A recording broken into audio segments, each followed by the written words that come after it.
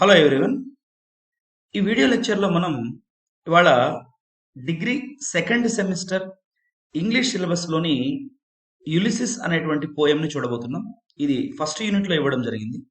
ఇది రాసిన వాళ్ళు ఆల్ఫ్రెడ్ లార్డ్ టెన్నిసన్. ఈయన యొక్క లైఫ్ స్పాన్ 1809 నుంచి 1892 వరకు.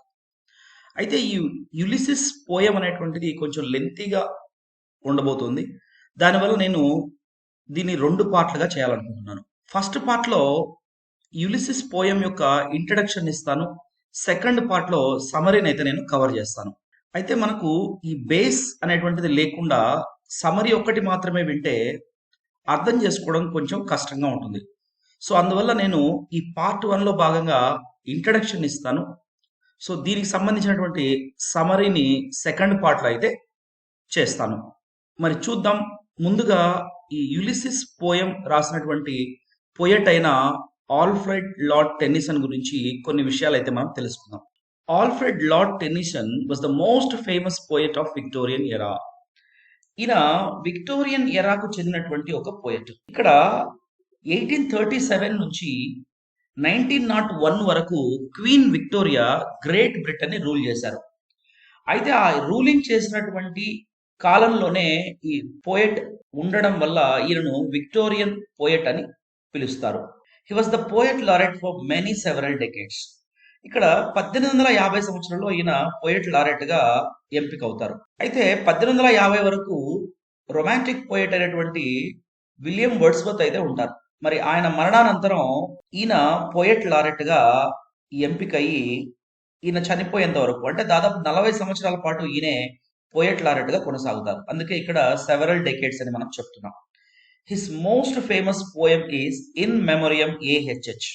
ఇక్కడ చూడండి, ఆర్థర్ హెన్రీ హాలం ఇతని యొక్క మిత్రుడు, టెన్నిసన్ యొక్క మిత్రుడైనటువంటి ఆర్థర్ హెన్రీ హాలం చనిపోవడంతో ఆయనను స్మరించుకుంటూ ఇన్ మెమోరియం ఏహెచ్హెచ్ అనేటువంటి ఒక పోయం అయితే రాయడం జరిగింది.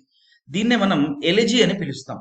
ఎలిజీ అంటే ఏ పోయం ఆఫ్ లామెంటేషన్, అంటే చనిపోయిన వాళ్ళని గుర్తు చేసుకుంటూ రాసేటువంటి ఒక పోయం అని మనం చెప్పుకోవచ్చు. In 1829 Tennyson was awarded the chancellors gold medal.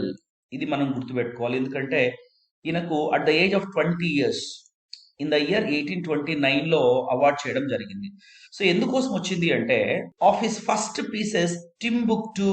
ఈయన టింబుక్టు అనేటువంటి మొట్టమొదటి రచన చేసినందుకు గాను ఈయనకు కేంబ్రిడ్జ్ వాళ్ళు ఛాన్సలర్స్ గోల్డ్ మెడల్ అయితే ఇవ్వడం జరిగింది. సో మరి ఈ 4 విషయాలని గుర్తుపెట్టుకోవాలి. కారణం ఏంటంటే దీనిపైన ఏదైనా క్వశ్చన్ వచ్చినప్పుడు అటెంప్ట్ చేసినప్పుడు మనము అబౌట్ ద పోయట్ అని ఈ 4 లైన్లు రాసినట్లయితే మనము ఆన్సర్ ని ఎక్స్టెండ్ చేసిన వాళ్ళం అవుతాం. అలాగే ఒక ఇంప్రెషన్ కూడా ఏర్పడుతుంది ఎవాల్యుయేటర్కి.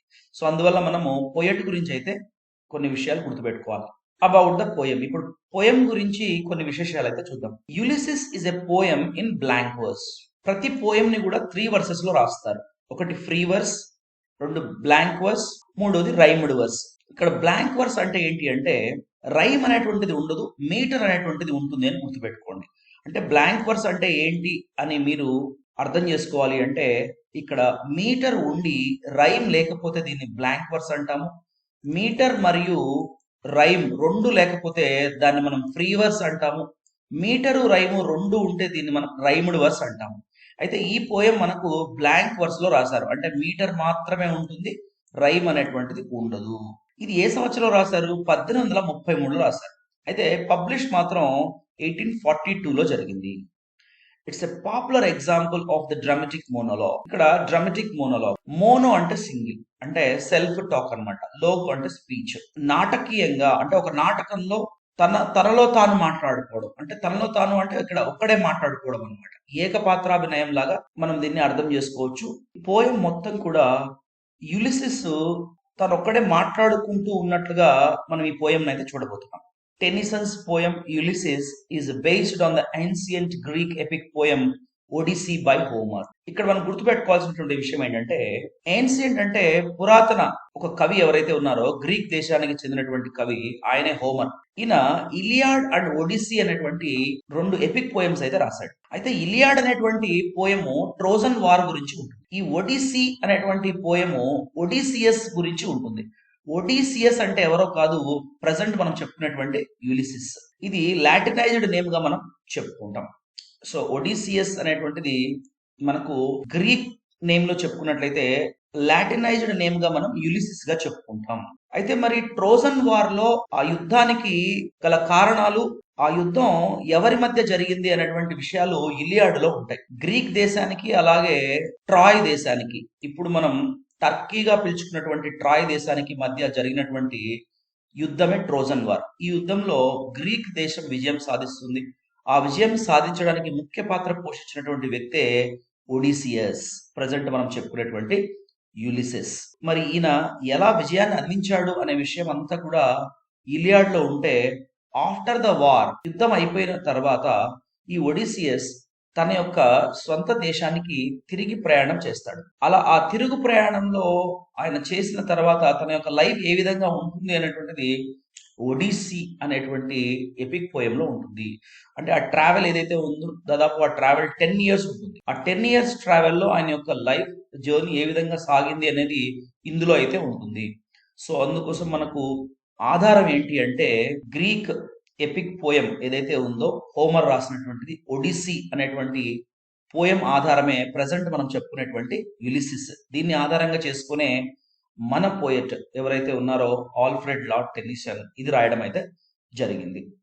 చూడండి, in Homer's Odyssey Odysseus is the king of Ithaca. మరి రాసినటువంటి ఒడిస్సీ అనేటువంటి ఎపిక్ పోయంలో ఇథాకా నగరానికి రాజుగా ఉండేటువంటి వ్యక్తి మన ఒడిసియస్, అంటే ప్రజెంట్ మనం చెప్పుకోబోయేటువంటి యులిసిస్. గుర్తుపెట్టుకోండి, టైటిల్ ఏదైతే ఉందో మనకు పోయం టైటిల్, సో ఈ టైటిల్ వచ్చేసి ఒక యోధుడు అన్నమాట, ఒక వీరుడు, యుద్ధ వీరుడు పేరే యులిసిస్. మరి చూద్దాం ఈ యులిసిస్ మనకు ఎలా తన యొక్క లైఫ్ జర్నీ సాగిందో ఇందులో మనం చూడబోతున్నాం. He journeys home for 10 years after fighting in the Trojan war. చూడండి, ట్రోజన్ వార్ అయిపోయిన తర్వాత ఆయన తిరుగు ప్రయాణం చేశాడు. అంటే ఇంటికి వెళ్ళడానికి తిరుగు ప్రయాణం చేశాడు. అది దాదాపు 10 సంవత్సరాలు పట్టి. అంటే ఇది ఒక వాయేజ్, సముద్రయానంలో ఆయన ప్రయాణం చేస్తారు. అక్కడ ఆటుపోట్లు ఎదుర్కొంటారు. సో ఆ ఆటుపోట్లు ఎదుర్కొన్న తర్వాత 10 సంవత్సరాల తర్వాత తన సొంత నగరమైనటువంటి ఇథాకానైతే ఆయన చేరుకుంటారు. Restless and board with Ithaca, అంటే ఇథాకా చేరుకున్న తర్వాత మన యులిసిస్ కి బోర్ అయిపోయింది అనమాట. ఎందుకు? Ulysses turns his throne over to his prudent son Telemachus and rallies his men with inspiring words of heroism. So ఇక్కడ ఏంటి అంటే, తన యొక్క రాజ్యాన్ని, తన యొక్క సింహాసనాన్ని ఏదైతే ఉందో తన కొడుకు అయినటువంటి టెలిమాకస్ కి అప్పజెప్పేసి తిరిగి అతను కొన్ని ఇన్స్పైరింగ్ వర్డ్స్ తో తను ర్యాలీస్ చేస్తాడు. అంటే మార్చింగ్ అన్నమాట. తన ఎవరైతే ఇదివరకు ప్రయాణంలో వచ్చినటువంటి తోటి నావికులని ఆయన ఉత్తేజపరుస్తూ వాళ్ళ యొక్క బ్రేవరీ, సాధించినటువంటి విజయాలను అలాగే అచీవ్ చేసినటువంటి అంశాలను గుర్తు చేస్తూ తిరుగు ప్రయాణం చేయడానికి ఇతను ఉత్తేజపరుస్తాడు అనమాట. అంటే ఇథాకాలో ఆయన ఐడియల్ గా ఉండడం అనేటువంటిది ఆయనకు నచ్చటం లేదు. ఇథాకా చేరుకున్నప్పటికీ ఇప్పటికీ కూడా ఈయనకి ఏదో సాధించాలి, తెలుసుకోవాలనేటువంటి తపన ఉండడంతో ఇథాకా రాజ్యాన్ని, పాలన ఏదైతే ఉందో ఆ పాలని తన కొడుకు అప్పజెప్పి ఇతను తిరిగి సముద్ర ప్రయాణం చేయాలని అయితే అనుకుంటున్నాడు. Tennyson used Ulysses as old adventurer. ఇక్కడ చూడండి, యులిసిస్ ని టెన్నిసన్ ఎలా యూజ్ చేసుకున్నారు అంటే ఒక ఓల్డ్ అడ్వెంచరర్ గా, అంటే వయసు అయిపోయినటువంటి వృద్ధ సాహస వీరుడిగా ఆయన చిత్రీకరిస్తున్నాడు అనమాట. అంటే వయసు అయిపోయిన తర్వాత కూడా ఆయన సాహసాలు చేయాలనేటువంటి ఒక తపన ఉన్నటువంటి వ్యక్తిగా యులిసిస్ అయితే చూపిస్తున్నాడు. Unwilling to accept the settling of old age. ఇక్కడ చూడండి, అన్విల్లింగ్ అంటే not willing to accept of old age, అంటే వయసు అయిపోయింది, ఇంకా కృష్ణ రామ అనుకునేటువంటి వయసు. కానీ ఈ వయసును తను ఒప్పుకోవట్లేదు. ఏంటి? ఖాళీగా ఉండడానికి ఒప్పుకోవట్లేదు. Longing for one more quest, అంటే desire for one more quest. Quest అంటే ఇక్కడ జర్నీ. తిరిగి మళ్ళీ ఆయన ఒక జర్నీ చేయాలనుకుంటున్నాడు. కారణం ఏంటంటే ఎక్స్ప్లోరేషన్. ఈయనకు యుద్ధం చేయడము అలాగే సముద్ర ప్రయాణం చేస్తూ ఎన్నో ఎక్స్ప్లోరేషన్స్ చేయడం అనేటువంటిది తనకు బాగా నచ్చినటువంటి పని. అయితే ఇథాకా నగరాన్ని పాలిస్తూ ఆ పని చేయలేకపోతున్నాడు. ఇది ఈయనకు తృప్తినివ్వడం లేదు. సో అందుకే తిరిగి ఆయన తృప్తినిచ్చినటువంటి పని ఏదైతే ఉందో ఆ ప్రయాణం, సముద్రయాన ప్రయాణం చేసి ఇంకా ఏదో కొన్ని విషయాలు తెలుసుకోవాలి అనేటువంటి ప్రయత్నం అయితే చేస్తున్నట్టుగా మనం ఇక్కడ పోయంలో చూస్తూ ఉన్నాం. ఈ పోయం విషయానికి వస్తే దాదాపు 70 లైన్స్ ఉంటాయి అన్నమాట ఈ పోయంలో. So very lengthy poem. The poem can be divided into 3 parts. 3 భాగాలుగా దీన్ని అయితే డివైడ్ చేస్తాం ఫర్ బెటర్ అండర్స్టాండింగ్. చక్కగా అర్థం చేసుకోవాలి అంటే ఈ పోయం ని మనము 3 భాగాలుగా విభజించుకోవాలి. మొత్తం 70 లైన్స్ అయితే ఉన్నాయని చెప్తున్నాం. చూడండి, పార్ట్ 1 ఇక్కడ మనకు ఫ్రమ్ 1 to 32 లైన్స్. ఇక్కడ 1 నుంచి 32 లైన్స్. ఈ 1 నుంచి 32 లైన్స్లలో ఏమంటుంది అంటే unhappiness and dissatisfaction with ideal life. ఇక్కడ ఐడియల్ లైఫ్ అంటే ఖాళీగా కూర్చోడి ఉండడం. అంటే తన జీవితం ఏదైతే ఉందో అది ఖాళీగా ఉన్నట్లుగా భావిస్తున్నాడు. అది అతనికి తృప్తిని ఇవ్వట్లేదు, సంతోషాన్ని ఇవ్వట్లేదు. దాన్ని ఎలా వ్యక్తపరుస్తున్నాడు అనే అంశాలు 1 నుంచి 32 లైన్స్ అయితే. మరి 33 నుంచి 43 లైన్స్ అంటే దాదాపు 10 లైన్స్ ఏంటంటే start to describe his son. ఇక్కడ యులిసిస్ తన కుమారుడైన టెలిమాకస్ గురించి ఆయన వర్ణిస్తూ ఉంటాడు. ఆ వర్ణన అనేటువంటిది మనము ఈ 33 నుంచి 43 లైన్స్ లలో చూడొచ్చు. మరి 44 నుంచి 70 లైన్స్ వరకు ఏముంటుంది అంటే speaking to his old crew. ఇక్కడ ఓల్డ్ క్రూ ఎవరు అంటే, సో ఇది వరకు మనం చూసాం ట్రోజన్ వార్ కంప్లీట్ అయిపోయిన తర్వాత తన నగరానికి చేరుకోవడానికి ఆయనకు 10 సంవత్సరాలు పట్టింది. అంటే సముద్ర ప్రయాణం చేశాడు. ఆ సముద్ర ప్రయాణంలో ఆయన ఎన్నో ఒడిదుడుకులు అయితే ఎదుర్కొన్నారు. ఆ ఒడిదుడుకులు ఎదుర్కొన్నప్పుడు తనతో ఉన్నటువంటి వ్యక్తులు ఎవరైతే ఉన్నారో సో వాళ్ళని ఈయన గుర్తు చేసుకుంటున్నాడు, వాళ్ళతో ఆయన సంభాషిస్తున్నాడు. ఆ సంభాషణని మనము 44 నుంచి 70 లైన్స్ అయితే మనం చూడొచ్చు. ఇప్పుడు నేను మీకు ఈ పోయం లైన్స్ అయితే ఒకసారి చూపిస్తాను. 1 to 32 లైన్స్ ఏముంటుంది, ఫస్ట్ లైన్ ఏంటి, లాస్ట్ లైన్ ఏంటి, ఇక్కడ కూడా ఫస్ట్ లైన్ ఏంటి, last line. So first line last line ఎలా ఉన్నాయనేటువంటిది చూద్దాం, ఒక ఐడియా అయితే మనకు. చూడండి, ఇది యులిసిస్ పోయం టెక్స్ట్. మనం చెప్పుకున్నట్లుగానే పార్ట్ 1 ఫ్రమ్ 1 to 32 లైన్స్ అయితే ఉన్నాయి. ఇక్కడ ఏముంది, unhappiness and dissatisfaction with ideal life అన్న. ఇక్కడ స్టార్టింగ్ లైన్ ఏంటి, it little profits that an ideal king. ఈ లైన్ తో ప్రారంభం అవుతుంది. ఈ 1 to 32 లైన్స్ లో ఫస్ట్ లైన్ ఏంటి, it little profits that an ideal king తో మొదలయ్యి మనకు 32 లైన్ ఎక్కడైతే ఉందో అక్కడ మనం చూద్దాం. Beyond the utmost bound of human thought అనే లైన్ తో ఇక్కడైతే ఎండ్ అవుతుంది. ఈ లైన్స్ లో అంతా కూడా ఇక్కడ ఏముంటుంది అంటే unhappiness, dissatisfaction, so with ideal life మాత్రమే మనం చూడబోతున్నాం. మరి పార్ట్ 2 చూద్దాం. పార్ట్ 2 మనకు ఫ్రమ్ 33 to 43 లైన్స్ అయితే ఉంటాయి. ఇక్కడ ఏంటి, డిస్క్రైబింగ్ హిస్ సన్, టెలిమాకస్ గురించి ఉంది. చూడండి, this is my son mine own Telemachus అనే లైన్ తో ఇది మొదలవుతుంది. 33 లైన్ చూడండి. అలాగే 43rd లైన్ చూస్తే when I am gone he works his work I mine అనే లైన్ తో ఇది ఎండ్ అవుతుంది. ఈ 10 లైన్లు దేని గురించి అంటే తన కొడుకుని గురించి డిస్క్రైబ్ చేస్తూ ఉంటాయి ఈ లైన్స్. మరి పార్ట్ 3 చూస్తే ఫ్రమ్ 44 to 70 లైన్స్ అంట. ఇక్కడ speaking to his old crew, తనతో పాటు ఆ ప్రయాణంలో కొనసాగినటువంటి వ్యక్తులను ఆయన ఉద్దేశించి మాట్లాడుతున్నట్లుగా ఉంటుంది. చూడండి, ఇక్కడ ఫస్ట్ లైన్ ఏంటి, there lies the port the vessel puffs her sail అనే లైన్ తో స్టార్ట్ అవుతుంది 44th లైన్. మరి 70th లైన్ చూద్దాం. To strive, to seek, to find and not to yield. ఇది వెరీ వెరీ ఇంపార్టెంట్ లైన్ అనమాట. Exam లో ఎలా అడుగుతాడు అంటే explain the line to strive, to seek, to find and not to yield అని అడుగుతాడు. సో దీన్ని మనం ఎక్స్ప్లెయిన్ చేయాలి.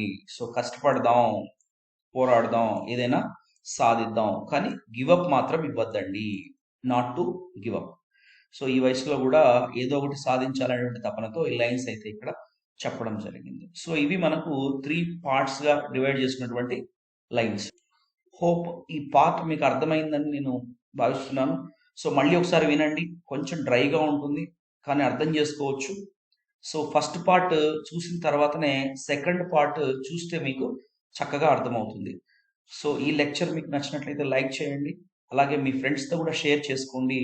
నా ఈ ఛానల్ని ఇప్పటి వరకు సబ్స్క్రైబ్ చేసుకున్నట్లయితే సబ్స్క్రైబ్ చేసుకోండి. మీ వాల్యుబుల్ ఫీడ్బ్యాక్ని కమెంట్ రూపంలో తెలియజేయండి. Thank you very much.